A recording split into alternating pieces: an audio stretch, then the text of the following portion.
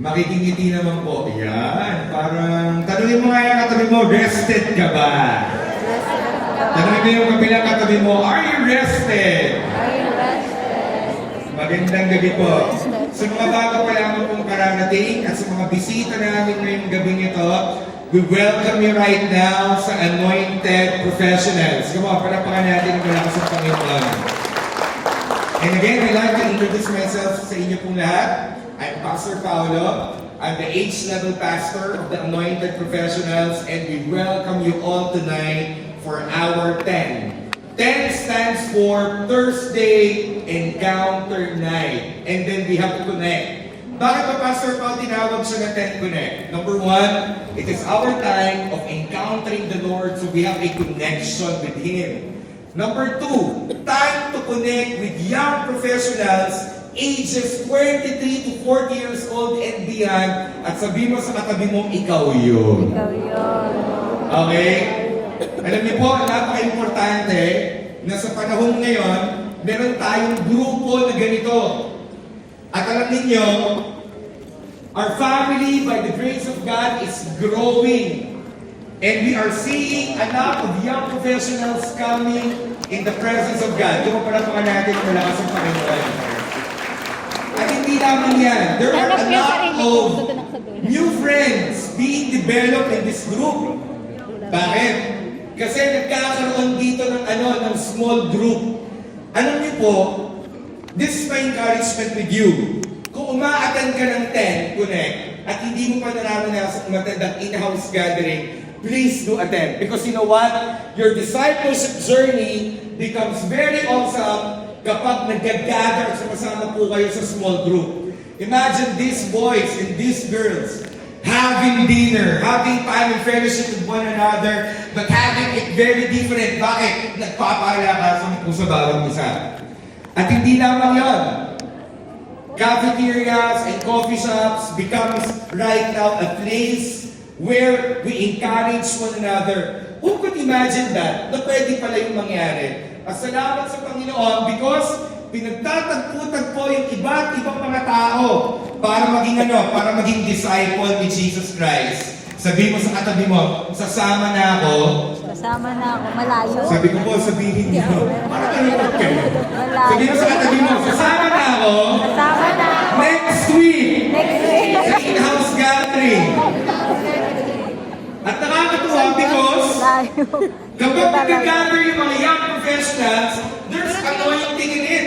Si ano? Ano ibig sabihin ba ng anointing? May basbas at pagsama ng banal na spirito. At alam niyo, kung merong unang lumalakas, tayo po yun. Pinapalakas ng Diyos ang ating spirit. Amen ba? At hindi lamang yun. Iba't ibang mga profession, nagkikita-kita para lumalhatiin ng Diyos. Mothers, singles, nagpapalakasan para kay Jesus. I remember Jen, ito pong naka-pink, galing pa po yan ng Lukban, just to attend. Nakakatuwa naman, sabi niya, Ninong Pao, gusto ko pong ma-experience. Ito, kasama niya si Jen. Salamat sa Diyos. Hindi lamang yun. Intentional na nagkikita-kita, kasi intentional na nagpapalakasan. Sabi mo sa katabi mo, make it intentional. Do it intentional. Akala nyo lang ba, tayo yung mga bata yung nandito o yung mga young professionals, pwede magpapakalo din yung mga mothers ng young professional. Akala nyo kayo lang nagagather. Ang sisipag mo mag-gather mo na yan. And they are being led by Tita Magic. Tita Magic, pwede po ba kayong tumayo? Magtali na po ko ng sulit.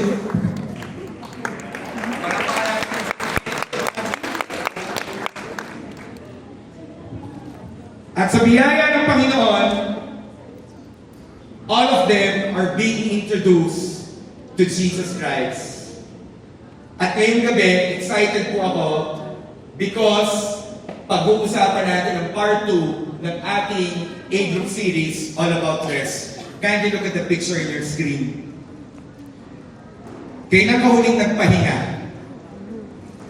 Hindi natulog ng mahaba, ha? Hindi natulog ng 12 hours. Kailan ka huli nagkaroon ng quality rest na naipahinga mo ang iyong puso, ang iyong isip, at naging kumbinsido ka, mahal ako ng Diyos, pwede akong magpahinga. At ngayong gabi, this is the goal for tonight. That all of us will be going back to the arms of Jesus Christ and be led and receive the rest that comes from the Lord.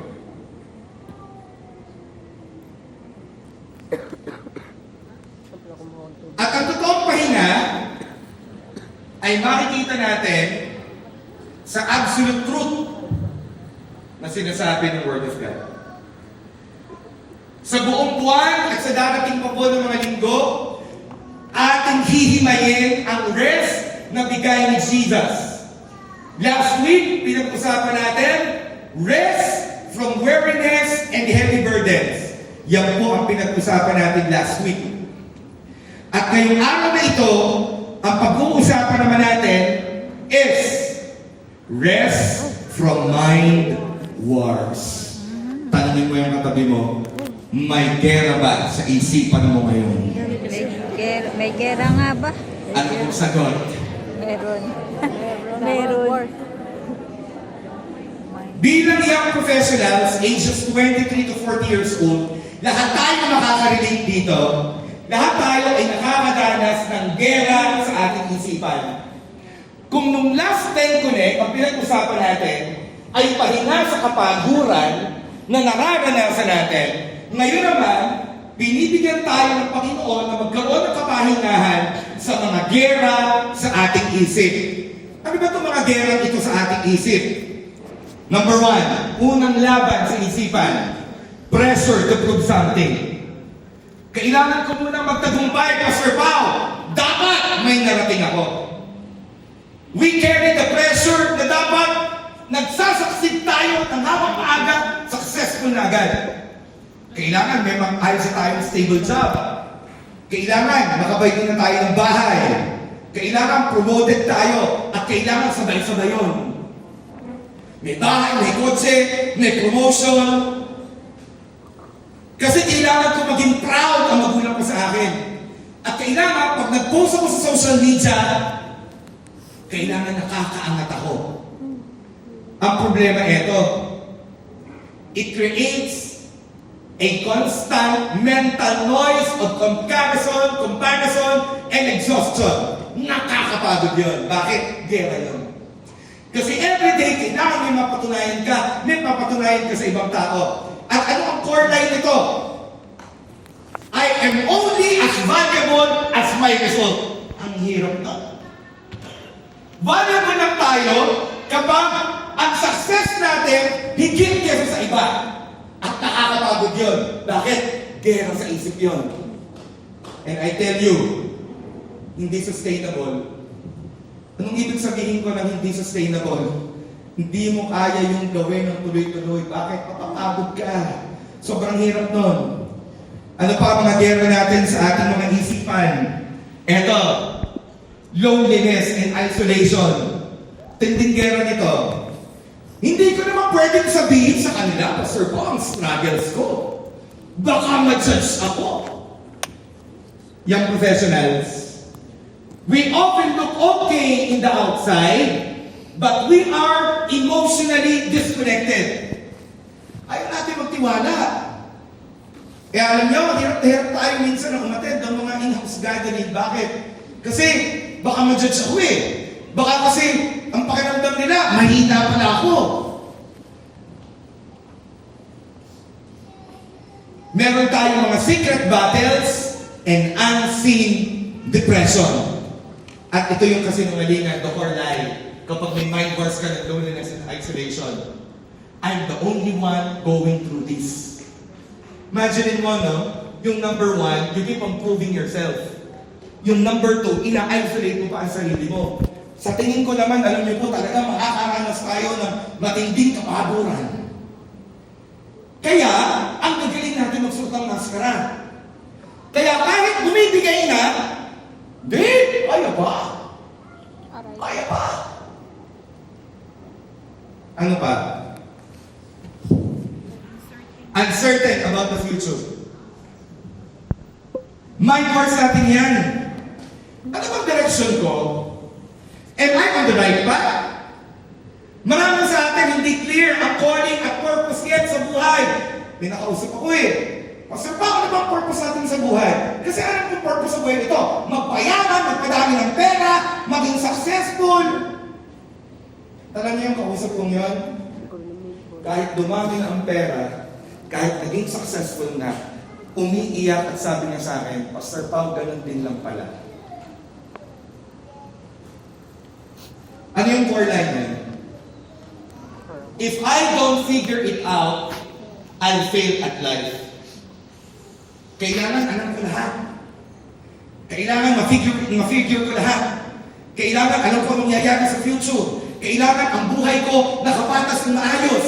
Itong problema, hindi natin kaya ipatas ang future natin dahil ang future natin, hindi natin alam. Taas ang kamay ng alam niya ang nangyayari mamaya 1 o'clock ng madaling araw. Taas ang kamay. Wala. Alam ko, Pastor Bob, tulog na po ako noon. Harap na. Sino nakakaalam sa atin sa mangyayari sa next month? Wala. Sabi mo sa katabi mo, wala. Wala. Wala. Kaya ang hirap nito. Meron kang matinding gera. Ano ba yung gera natin? Comparison and social media pressure. Woo! Buti pa sila. Wala nang katapusan pag-scroll. Buti pa sila. Nakasal na.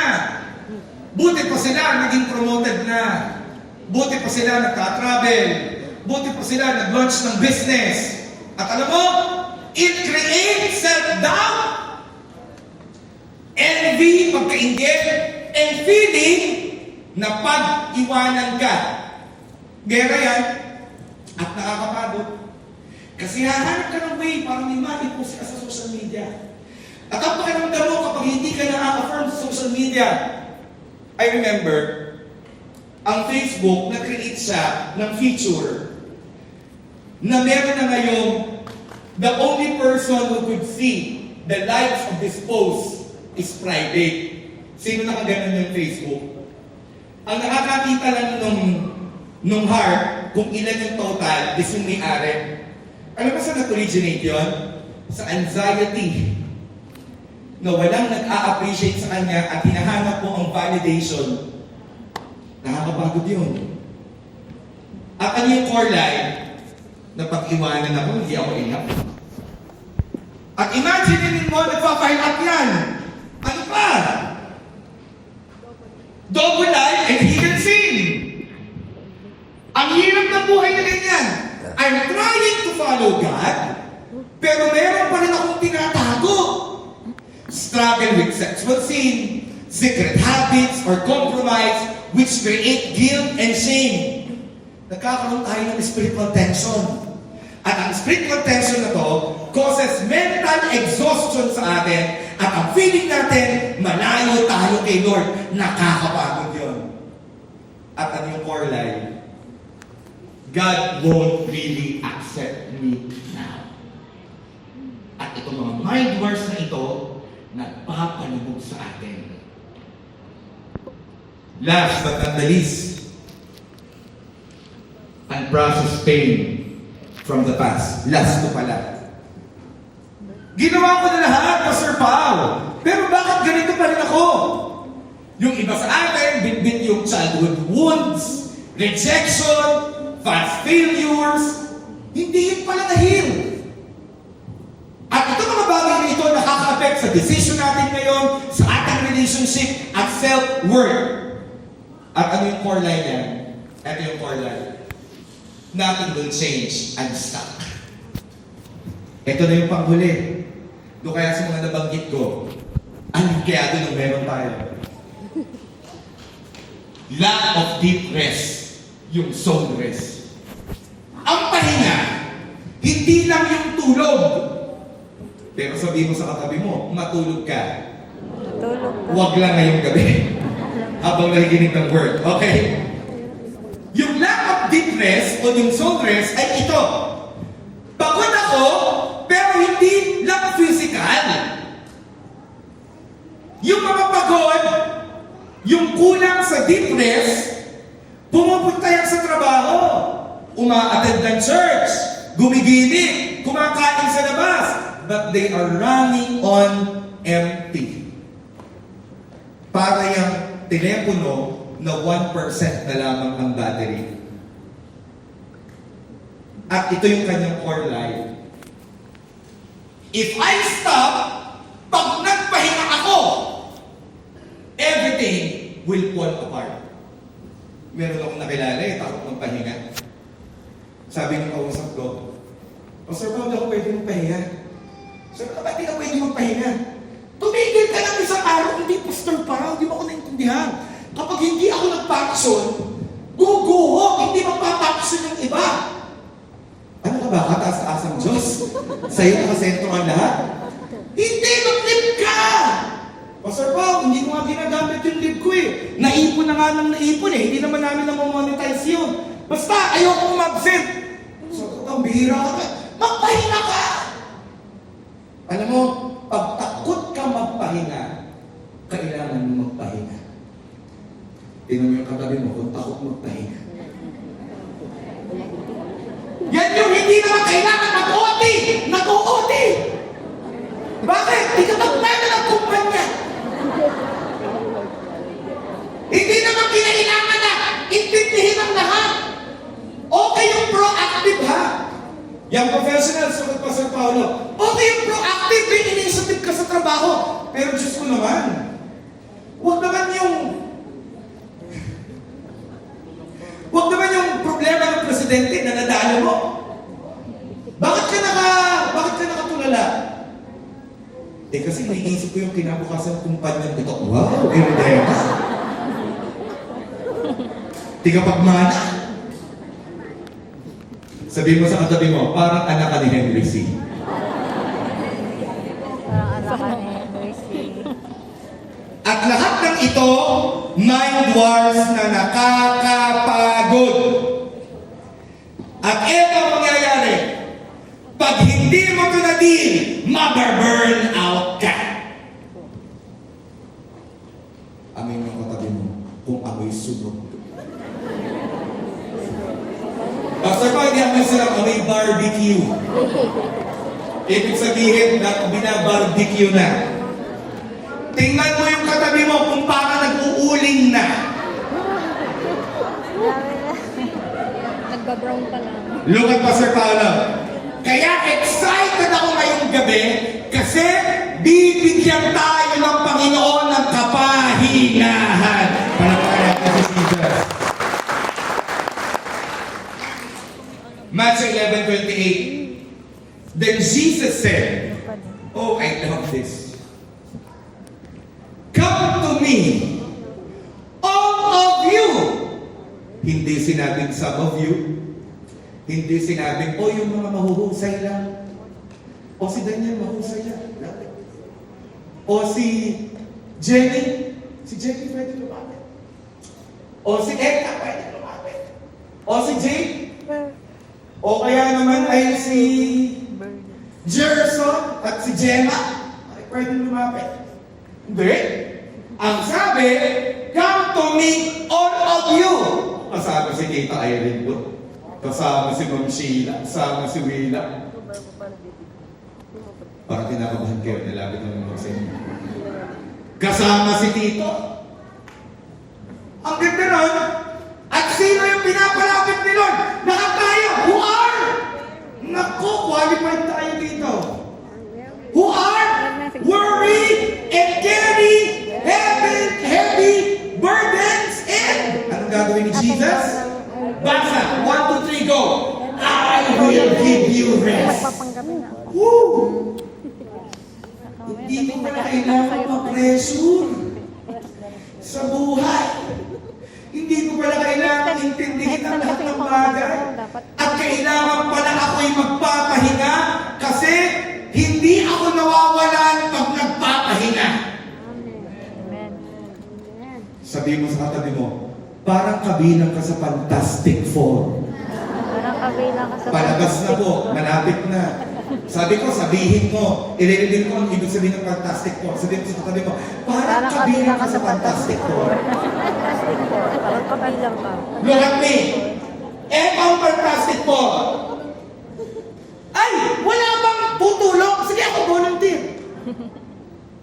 Hindi ko sinabi huwag kayo mag-volunteer. Baka pagkatapos ng preaching na ito, hindi na ka nag-volunteer. Uy! Available ka ba ng ganitong date? Oo! Available ako dyan! Sige! Biglang lumapit yung isa. Uy! Kailangan ka naman dito sa ganito. Oo! Date! Available din ako dyan! Sige! Nakakatatlo na yun. Uy! Available! Oo naman! Hindi ka pa sasabi. Available na din ako eh. Apat na yun ano? Ito ang matindi na yun. Lahat ng inuuhan mo na apat. Isa lang pala doon pinagagawa ni Lord. At yung tatlo doon, kaya ang inuuhan is because mali ang motibo natin. Yung isang motibo natin, gusto natin magpa-impress. Yung pangalawang motibo natin, gusto natin tanggapin tayo ng tao. Ito, pag nagsabi sa akin na ng pabo, sige, available ako. Sige. At yung patatlo, kaya natin inuuhan is because meron tayong pinangangalagaan ng reputasyon sa iba. Ano mo ang nangyari? Naupos tayo. At dumating yung time, sinabi mo, ba't parang ako na lang lahat na nagbibigay? At nakaharap ka sa salamin, at naalala mo ang sinabi ni Bea Alonso, ba't parang kasalanan ko? At ikaw naman, nakatingin ka doon sa iba, para kang si... Anong pangalan ni Alex, kapatid ni Gonzalo, Alex? Si Alex. Anong pangalan ni Alex? Di ba si Teddy at si Bobby? Ikaw naman ang pagod na pagod, hiling-hiling ka dun sa nagpapahinga. At alam mo, napatayalog ka na. Oh, Bobby! Hiling-hiling talaga ako sa'yo. Ingit na ingit ako sa'yo. Bakit? Rested kasi si Bobby, ikaw pagod na pagod. Sabi mo sa katabi mo, parang ikaw pinatatamaan. Pero I have a good news for you. Pwede ba bago ko sabihin yung good news, palakpakan natin na malakas si Jesus. Ang good news ko sa'yo, hindi ka kailangang manatiling pagod. Kasi si Jesus ay handang magbigay ng kapahingahan. Okay, punta na tayo sa main event. Excited ako dito. Ang aralin natin yung March 11:28, hihimayin natin ng isa-isa. Pag nagbabasa kayo ng Word of God, himayin ninyo ang isa-isa at kakausapin din tayo ng Lord ng isa-isa. Sabi ng Word of God, then Jesus said, oh, pwede na umuwi. Sandali, Pastor Pao, kakain pa ako ng bonete mamaya. Anong pwede na umuwi? Tapos na ang boxing! Kasi ang nagsasalita, mahal ka, at may assurance ka na makakapagpahinga ka. Sino nagsasalita? Jesus. Ano ba yung si Jesus dito? Siya lang naman ang authority at may final say. Wow. Look at me. Pag may mabigat kang pinagdaraanan at ang gusto sa'yo ng Lord, magpahinga ka. Hindi yung sinabi na nga ni Lord na trust in me. Ikaw naman eh, 10 o'clock. Ano kayang gagawin ko, Lord? Lord, talagang, pagdi talaga ito ng ayos, Lord. Grabe talaga, Lord. Lord, please. Gito na prayer mo. Lord, please, please, please. Parang awa mo na, Lord. Lord, please, please, please. Parang awa mo na. Umigil ka nga. Sabihin mo sa katabi mo, ouch. Hindi ka nagpe-pray kay Lord na nagmamakaawa. Nagpe-pray ka kay Lord with confidence. Lord, I know you're listening to me because I have placed my trust in you. And look at me. Si Jesus ang may authority sa buhay mo. Kaya huwag kang matatakot, hindi totoong napag-iwanan ka. Palakpakan mo si Jesus. Siya ang may final say. Ma-appreciate ko pa ito mamaya lalo pa. Yung verse na yan ay napakatindi. Matthew 11:28. It will take us a year. Baka nga yung paspa para maintindihan na yung kapahinahan dito na sinasabi ni Jesus ay mas malalim pa sa rest na naintindihan natin. Kasi ang kapahinahan na yan ay nakadepende o nakaangkla sa pag-ibig niya. Kaya ka pinagpapahinga ni Lord kasi mahal ka niya at hindi niya gustong pagod na pagod ka. Pagod na pagod kang dalhin. Paborito kong pelikula, and the breadwinner is top 1 sa Netflix ngayon.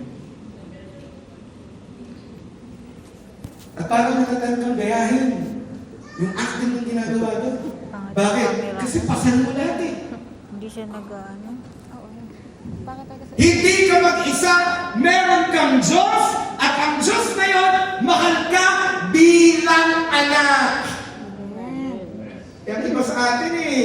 Kung kumilos, parang walang Diyos. Kamusta ka na? Hindi ko pa sa tao mo kausapin. Napakabilis ng tao. Grabe naman siya, oh.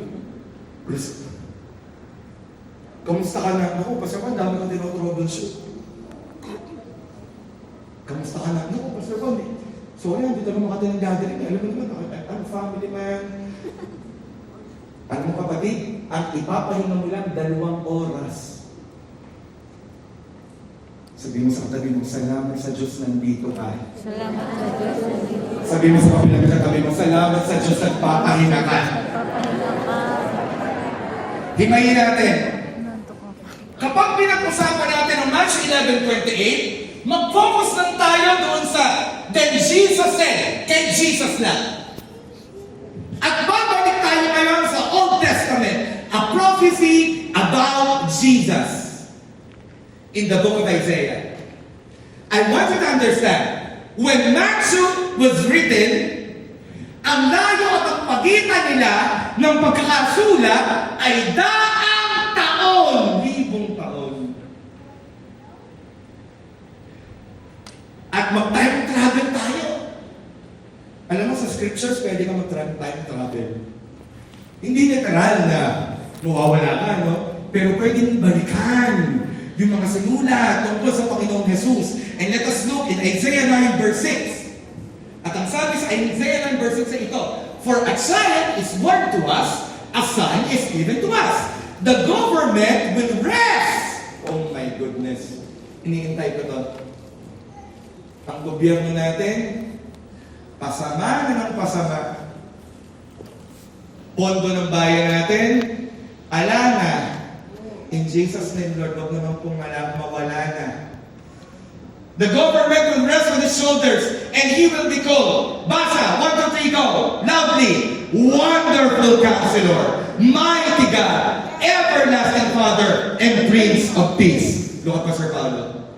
Si Jesus, na nagsasabi, lapit ka sa akin, bibigyan kita ng kapahingahan, ay may titulong Wonderful Counselor, Mighty God, Everlasting Father, Prince of Peace. Tanong, kasi pa kung nalaman ko yan, ano ang benefit para sa akin?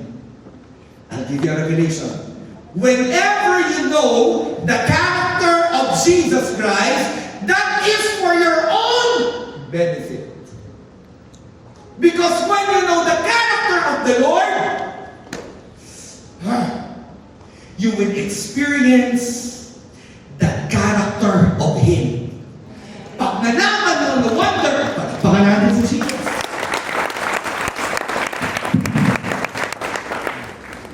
Kanina pa natatanggal ang sinta sa sapatos. Doblihin ko na. Kapag nalaman mo na si Jesus ay Wonderful Counselor, mararanasan mo. Pag nalaman mo na mighty God siya, ma-experience mo. Pag nalaman mo na Everlasting Father siya, ipaparanasan niya sa iyo ang pagkaama niya. At kung siya ay may Prince of Peace, bibigyan ka niya ng kapahingahan. Isa-isahin natin ngayon. Again, ito ang premise. Ito ang foundation. Si Jesus ay nag-iimbita sa iyo at sa akin, tayong lahat na napapagal at mabibigatan na lumapit tayo sa Kanya at bibigyan niya tayo ng kapahingahan. Isa-isahin natin yan. Wonderful Counselor, Mighty God, Everlasting Father, Prince of Peace. Number 1, Wonderful Counselor. Anong ibig sabihin ng Wonderful Counselor, Pastor Paulo? Ang ibig sabihin ng Wonderful Counselor, Jesus is the divinely wise guide whose understanding, advice, and plans are perfect, miraculous, and far beyond human wisdom. Yung ka, Pastor Paulo. Pag napapagod ka sa buhay, kasi hindi mo alam ang iyong desisyon, lalapit ka kay Jesus at bibigyan ka niya ng kapahingahan kasi mas matalino, mas higit ang kaalaman niya kaysa kaalaman natin. Palakpakan mo na lang sila. Pastor Paul, saan kaya akong tatrabaho? Pang OFW kaya ako? O pang ibang bansa? You ask the Lord. May nag-ibang bansa akong kaibigan. Alam namin, nung siya ay nagpunta ng ibang bansa, hindi kalooban ng Diyos na siya pumunta doon. And you know what happened? Pagpunta doon, it turned out, hindi naging maganda yung experience niya. Pero pinilit niya. And you know what's the problem with that? The problem with that is this. Kung nag-inquire muna sa Panginoon, ay hindi nalaman ang tamang direksyon. So you need rest. Kailangan mo ng kapahingahan. Ask the Lord who is the Wonderful Counselor. Bakit? Alam niya ang advice. Young professionals, let's reflect. Ano yung dinadala mo ngayon na isipin na kailangan mo ng godly counsel? You're in the perfect place. Why? You have Jesus who is a wonderful counselor. Balikan natin to ha. Balikan na. Again, ang basis natin ng Isaiah 9:6 ay itong sinabi, Matthew 11:28. Then Jesus said, "Come to me. Lapit ka sa akin. Ako ang wonderful counselor mo. Lapit ka sa akin. Ako na wonderful counselor mo, bibigyan kita ng kapahingahan kung napapagal ka at nabibigatan." Ano magiging reaksyon mo? Yung kaya mong pagtrabahuhan ng 1 taon sa wise counsel ng Panginoon, kaya mo palang gawin in 1 week. Palakpakan natin si Lord. Na kailangan mo lang palang gawin, lumapit sa Kanya. Look at Pastor Paulo. The Word didn't tell us, "Come to me," pag okay ka na. Hindi sinabi ng Word of God, "Come to me," pag ayos ka na ha. Luke, lumapit ka sa akin pag ayos na. Diana, lapit sa akin kapag okay ka na. No. Ang sabi ng Word of God, "Come to me, all of you who are worried and heavy burden, and I will give you rest."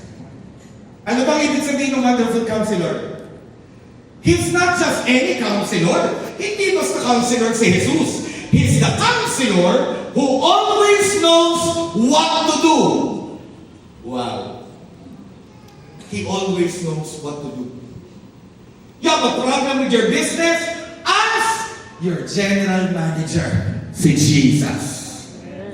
You're holding right now a position in an organization. You're the president of an organization. You don't know what to do. Inquire to the Lord. And what is good about the Lord, when we come to Him, when we draw ourselves to Him, He draw nearer to us. Sabi mo sa katabi mo, lapit ka kay Jesus. Lapit ka kay Jesus. Bakit ito na sinusuot mo? Hindi na alam na yung best for you. And how to lead you. Ang tagal ko na rin suot to. Ang ganda no? Palit lang. Ang ganda no? na ililid ka ng Panginoon out of confusion. Wow.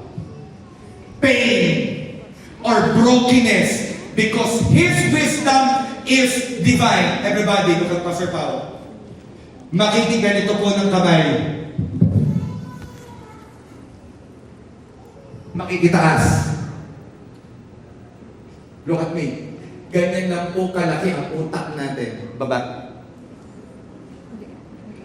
Paano natin masasabi na alam natin lahat ng bagay, ang utak pala natin ganito ng kalaki. Kaya yung hindi natin alam na bagay, alam ni Lord. Kaya anong gagawin natin? Lalapit tayo sa Kanya. Come to Him. Ito ang problema Kailan lumalapit sa Kanya? Lumalapit sa Kanya kapag malala na ang problema. Kailan lumalapit kay Lord? Pag malaki ng sunog!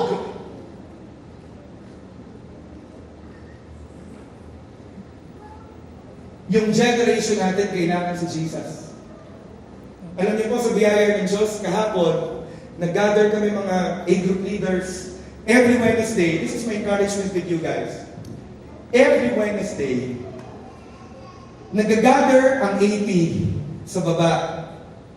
And we will just be interceding and praying for the anointed professionals here and in different satellite church. And this is our prayer. Lord, gisingin mo po ang generation namin.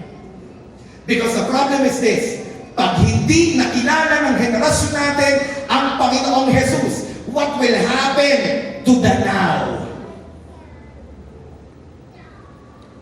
Ilipod niyo yung mga mata niyo. Tayo ang working force. Tayo ang nagpapatakbo ng kumpanya. Tayo ang nandoon sa economy. Tayo ang nasa government. At kapag wala ang Panginoong Jesus sa buhay natin, as we are going, habang tayo nandun, ang dilim ng paligid.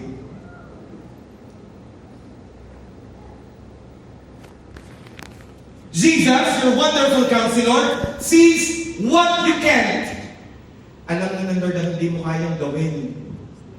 Kaya bago mo gawin ang isang bagay, pag walang peace sa'yo, Pastor Pao, mag-abroad po ako. Pastor Pao, dito ako papasok ng trabaho. Pastor Pao, eto yung maglalabas ako ng pera, magtatayo ako ng negosyo. Pero wala kang peace, and then wala kang instruction from the Lord na mag-resign sa trabaho, pumunta ng ibang bansa, maglabas ng pera para sa isang investment, huwag mong gawin. Bakit? Alam ni Lord, kita ni Lord, ang bagay na hindi mo kita. As wonderful counselor, lapit ka kay Lord, magtanong kay Lord. Palapakan natin ang malakas si Jesus. A wonderful counselor knows the end from the beginning. Ang tindi nun, na si Jesus, alam niya na ang ending, nagsisimula ka pa lang. Kapag tinuloy natin na walang leading ang Diyos, pagod.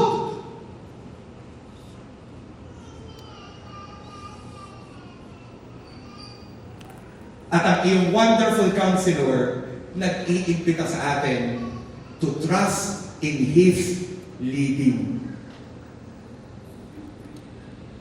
The Lord is a leader. The Lord is the shepherd. Pag sinabi ng Panginoon, kasi ganito tayo Lord, pagpalain mo naman to Lord, at pagpalain mo to. Kukumbinsihin mo ngayon si Lord. Kapatid, kaya ka nananalangin ha. Nananalangin ka kasi tinatanong mo sa Panginoon, Lord, yung aking kalooban, ipinapa-align ko sa iyo. Hindi baliktad. Hindi, Lord, eto ang gusto ko, sumunod ka! Mali.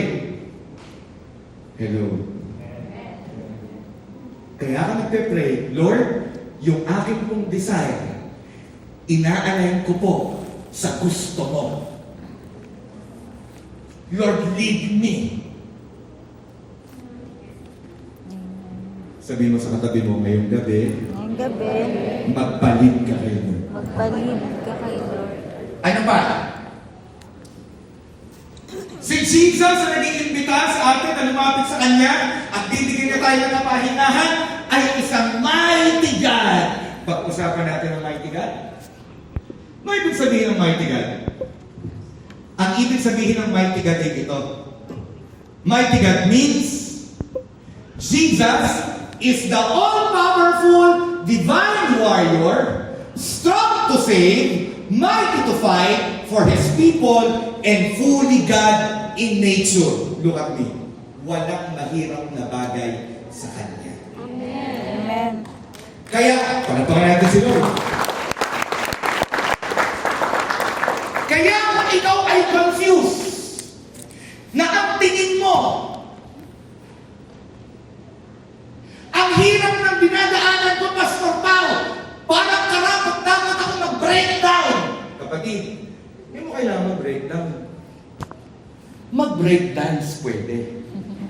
Pero mag-breakdown, hindi pwede. Bakit? Kasi, meron kang mighty God, ang hindi mo kaya, kaya niya. Amen. Sabihin mo sa katabi mo, ang hindi mo kaya, Hindi ko kaya. kaya niya. Sabihin mo sa kabila mong katabi, ang hindi mo kaya, Hindi mo kaya. kaya niya. Kaya bakit ka? Bakit ka naiingit sa social media?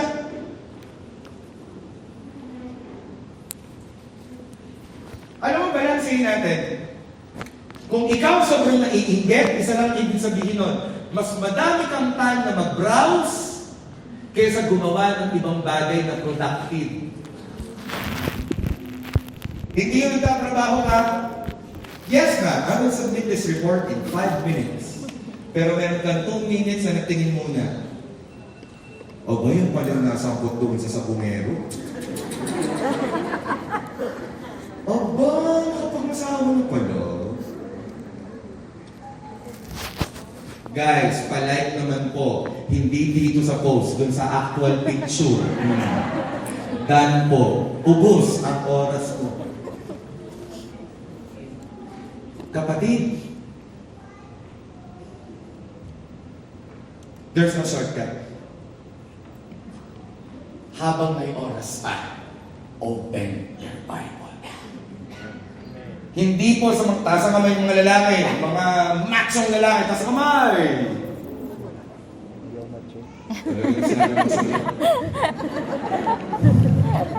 Bigla ng flex eh, no? Hindi po mabawasan sa kamatsyan ninyo natin ang pagbubuklat ng Biblia. Taas ang kamay ng lahat ng mga magagandang kababaihan. Taas ang kamay. Babae lang. Imbis na Babae lang po eh. kung ano po ang ating panoodin, find time, unahin mo, intentional. Alam niyo po sa biyaya ng Diyos, kada umaga, naging practice namin ni Ate Rudy, intentional, kahit hindi pa gusto ng katawan, we will come to our secret place, we will open our Bibles, and we will start to pray. Because you know why? Because I understand, if I will start the day with the Lord, my day will be guided by the Lord. Palapakan natin si Jesus sa malakas. Almighty God siya. O I pray magkaroon tayo ng divine revelation. Yung Diyos na hindi mo utusan, nag-iimbisa sa atin na magpahina. Meron siyang authority. He is God Almighty, full of strength, authority, and power. He has the final say. Nalugi ang negosyo mo. Sino ang may final say? Yung wallet mo o si Lord? Si Lord. I have this testimony. Pag nag-mission po kami, gumagamit kami ng sarili naming pera. Pupunta po kami sa mission sa La Union. Dadalawin namin yung J1 La Union and we need money. Meron ng budget, pero nag-usap kami mag-asawa, no, gagastos tayo ng pera natin.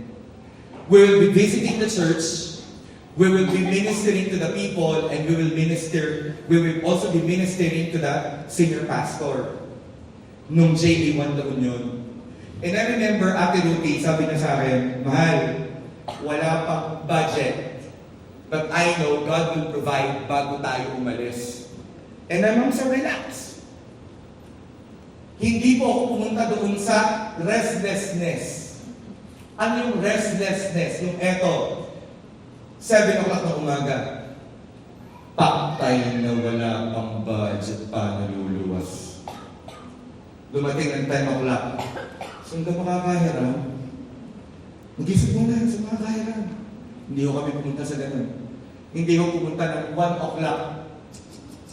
Nakakatempt na mag-lending up na lang kayo ako. Tapos nakalagay doon, all your contacts will be shared in this lending app. Yes, na-delete ka ng isang araw na hindi nagbayad. Lahat ng kaibigan mo may nakapag-text. Sabihin mo dyan sa kaibigan mo na hindi na magbayad ng utang, magbayad siya ng utang, at ikaw naman, lalo ka na ngayon hindi nakapagpahinga, hindi kami pumunta na gano'n. Hanggang may tumawag ng hapon, kailan kami aalis, kinabukasan. May tumawag, Ining! Ay, ano po? Nandiyan si Sir Pao? Ay, opo, bakit po? Ay, siya, ganito. May pera kayong naipon, hindi kinukuha ni Sir Pao. Sabi natin, Ruthie, ha? Ano po? All circuits are busy now. Hindi. Ano po? Makikigulit nga po. Sabi ko, may perang naipon dito, hindi kinukuha ni Sir Pao. Ay baka gusto niyong kunin. Siyempre naman, gusto mong kunin, naipon mo. Tinanong ni Ate Ruthie, ay magkano po? Ang isip-isip niya, naku siguro mga 5,000, makakadagdag na. Ay magkano po? 25K. Ha? Ay sige ho, kukunin ho. Hindi pa ako naliligo nun. Biglang baba, tumakbo sa amin sa sala. Nandun ako sa sala. Man. Sabi ko, bakit? Inuna muna ang action bago salita. Tao, bagay, hayop. Pangalan, pangyayari, pangalan ng tao. Ibang bansa, Asia, Amerika. Hindi! Ano nga yun? Di ba? Alis tayo bukas. Oo. Di ba? Wala pa tayong pera. Oo. Wala pa tayong nagastusin. Oo. Kaya alam niyo po, pag mission, ang lakas ko mag-imbita. Inimbita ko si DJ, inimbita ko si Raquel, inimbita ko si Win, inimbita ko si Daniel. Siyempre po, makakainin mo namin ng mga yan. Malalakas kayo. Aray ka! Hindi mo nalakas kumain. Mahihinihin kumain. Medyo joke lang. Man naman kayo mga yan. Yung ba dito, pinagsasama namin, hindi na available. Sabi natin, Ruthie, may panggastos na, meron tayong 25K. Alam mo, walang ligo-ligo. Nagpalit kami, pinunta doon, at sabi namin doon sa kausap namin, alam niyo po ba kabuti ng Diyos? Alam niyo po ba, aalis kami bukas, kailangan po namin ng pera para po sa missions po namin. At nakapag-missions po tayo sa JA1 na Union. Eh kapag inunahan ka ng tense, ng stress, kapag inunahan ka ng analysis paralysis, uy, meron akong slam book, pasulat naman. O sige, go pa, best friend kita. Ano ba habit mo? Nakayay. Ano ba? Overthinking. Ang bihirang habit yan. Sabi mo sa katabi mo, parang ikaw. Hindi na nag-overthink.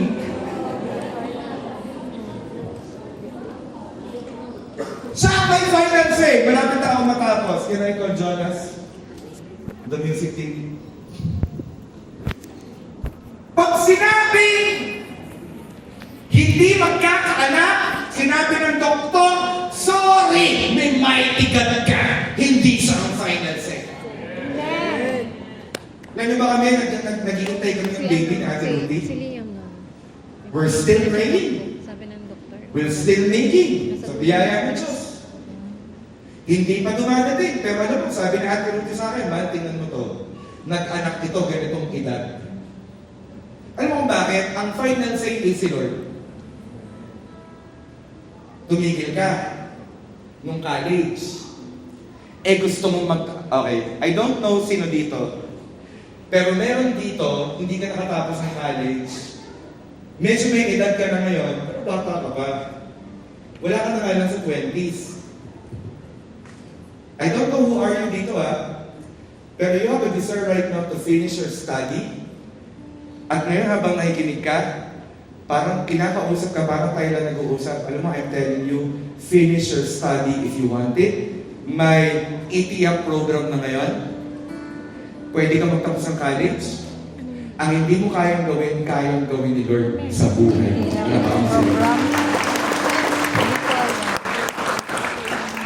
There's somebody here, you're thinking about progress, about your career.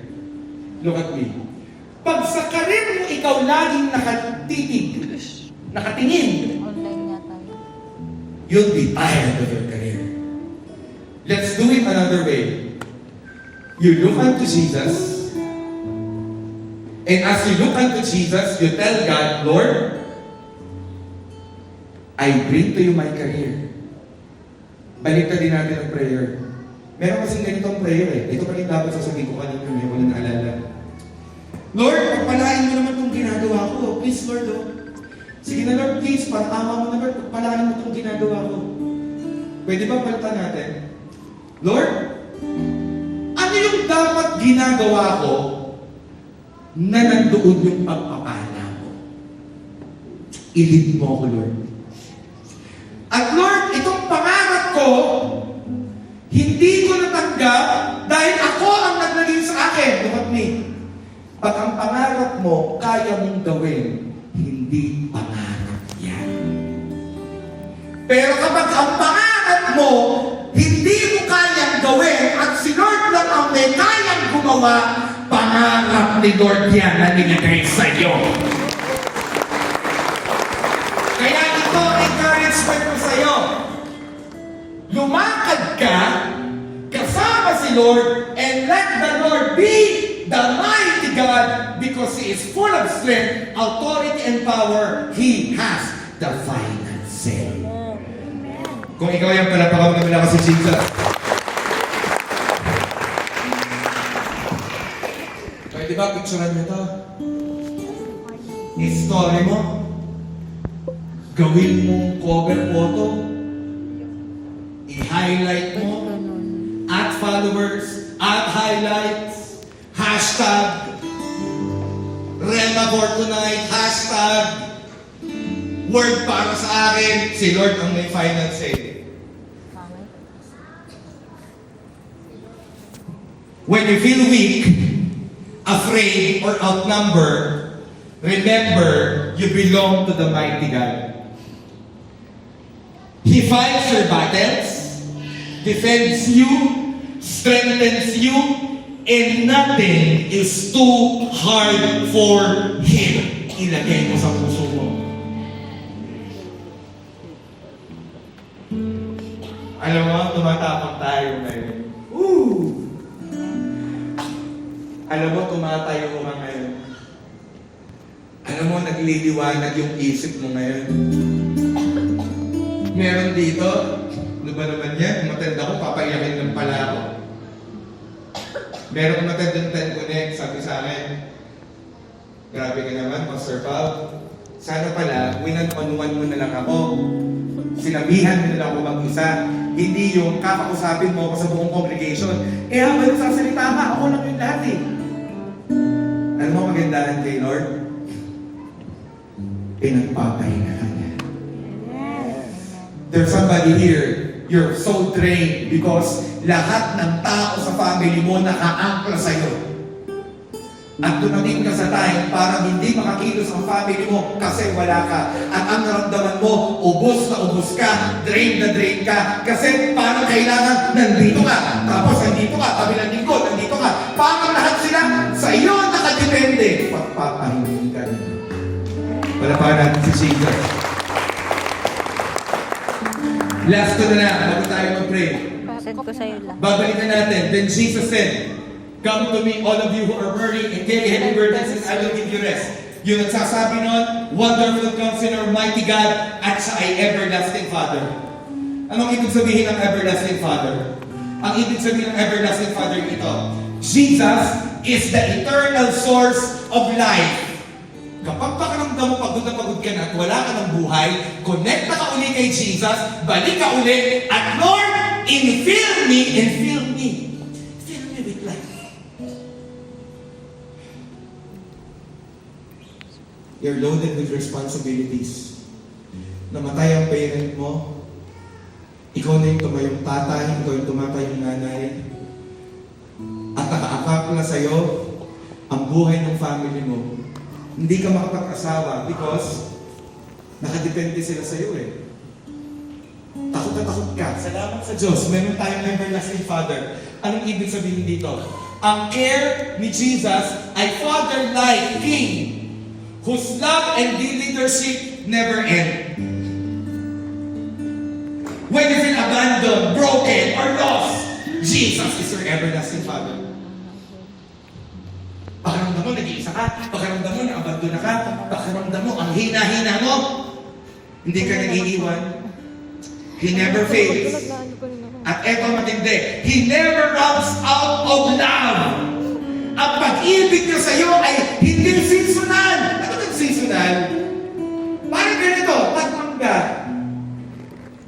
Eh di pagkatapos ang summer, wala nang mangga. Kung meron man kayo mabibili, konti na lang yun. Hindi seasonal ang pag-ibig ni Jesus. Eternal ang pag-ibig niya at nagdidesisyon siya ngayon, minamahal ka niya at patuloy ka niyang minamahal. Kung ikaw yun, palakpakan mo na sa Jesus. You can rest in His love. Wow! I want to rest in the love of God.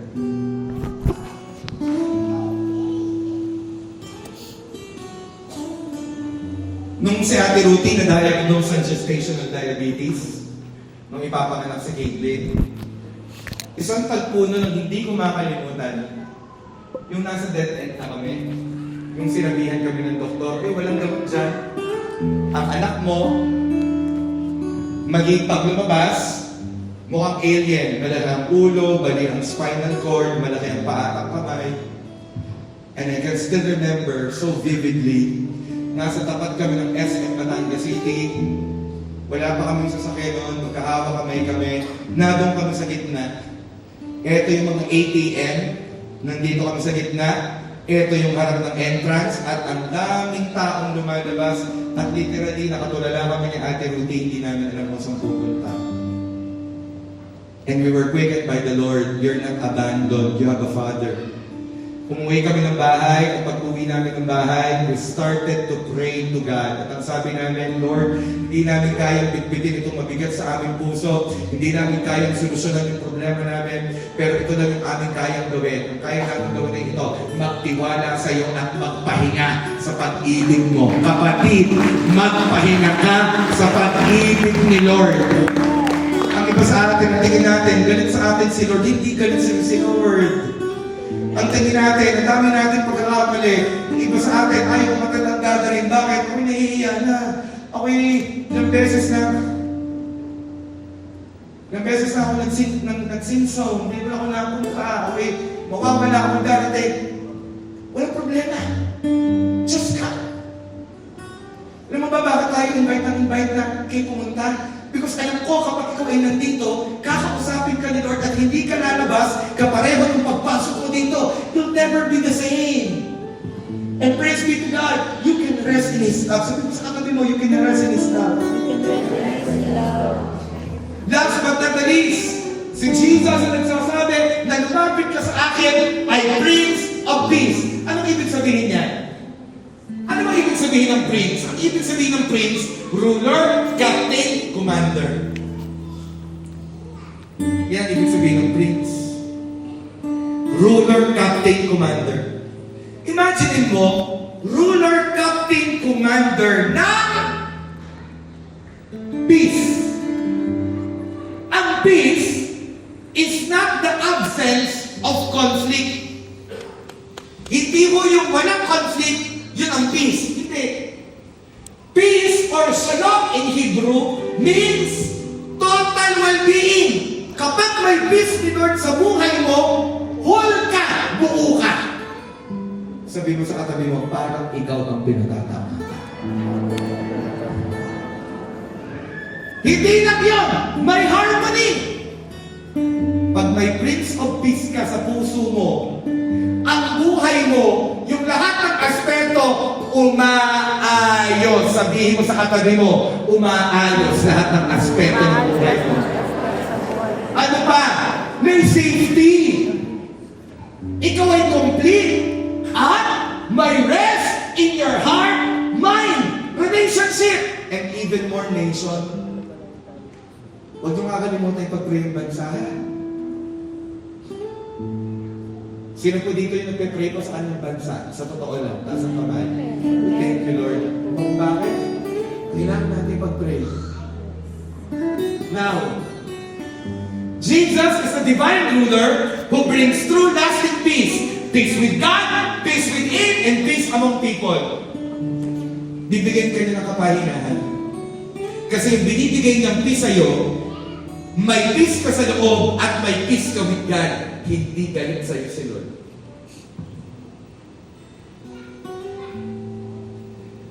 Dito na ako magtatapos. In a world filled with anxiety, chaos, Jesus is the Prince of Peace. He doesn't just give peace, He is peace. Si Lord ang kapayapaan mo. At kapag si Jesus ay nagre-reign sa buhay mo, hindi mo kailangang mabalisa. Hindi mo kailangang matakot kasi si Lord, peace mo. Anong ibig sabihin niya? Binibigyan ka na ng kapahingahan. So tonight, the Lord wants you to understand. Siya, a wonderful counselor, mighty God, everlasting Father, Prince of Peace, gustong magbigay ng kapahingahan sa iyo. Ano ang requirement? Lalapit ka sa Kanya. At tonight, bibitawan natin. Bibitawan natin. Pwede ba tayo na tumayo?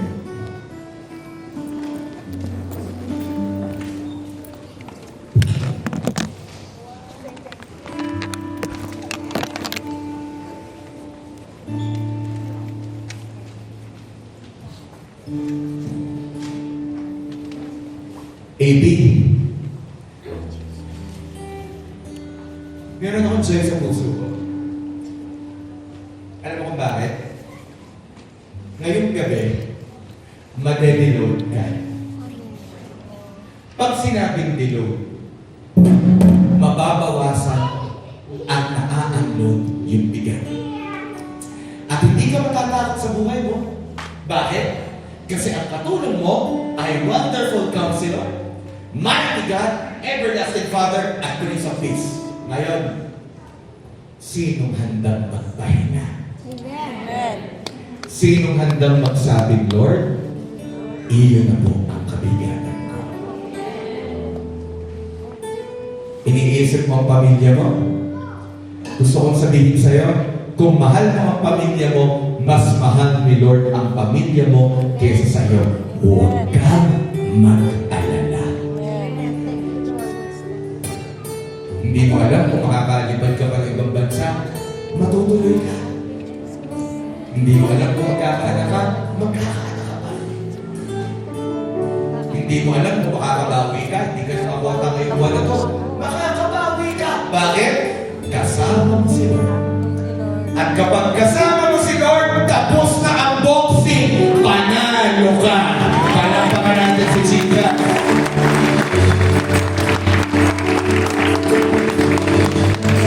I can feel God's presence in this place. Kino-congratulate na kita ngayon. Kasi ang matagal mo nang pinoproblema, may kapahingahan na sa Panginoon. Amen? Close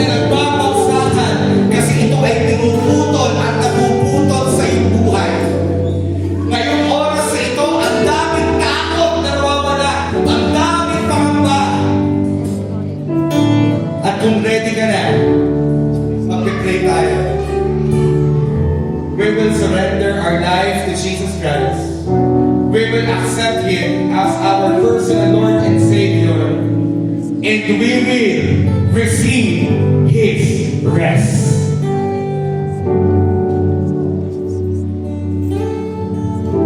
Galing sa iyong puso, sabihin mo yung panalangin ito, repeat after me. Iso-surrender natin ang buhay natin sa Panginoon Jesus. Sabihin mo, Panginoon Jesus, lumalapit po ako sa iyo. Nagpapakumbaba. Humihingi ng kapatawaran sa lahat ng pagkukulang at kasalanan na aking nagawa. Panginoon Jesus, nilalaga ko sa iyo ang aking tiwala.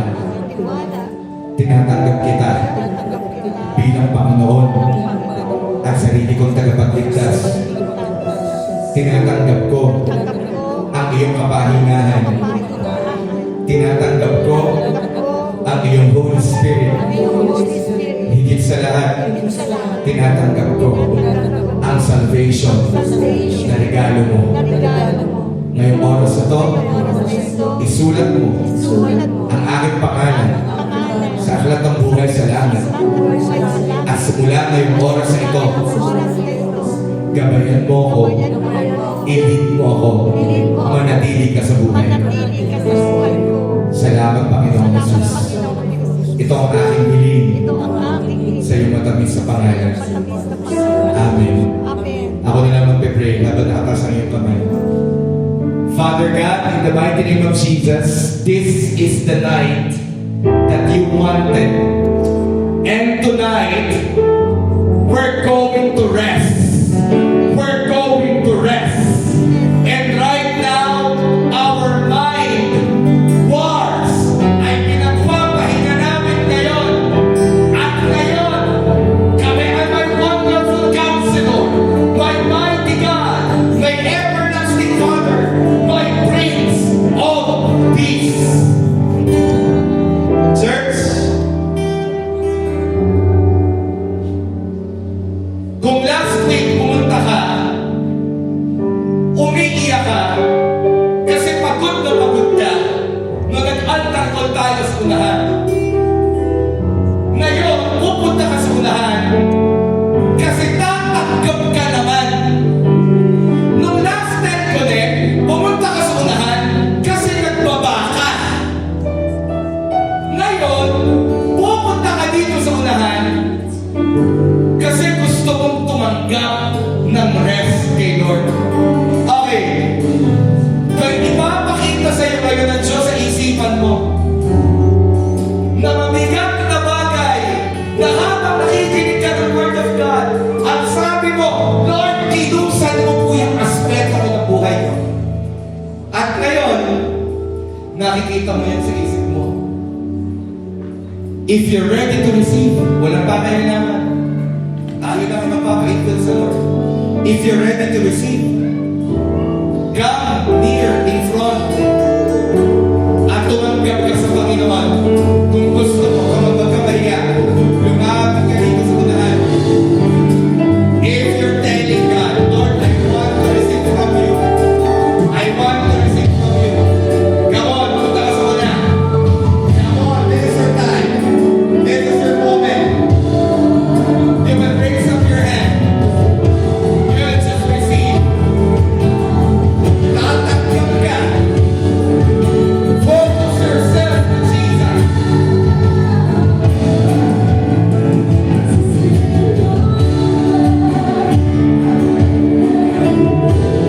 Come on, church. Woo! AB!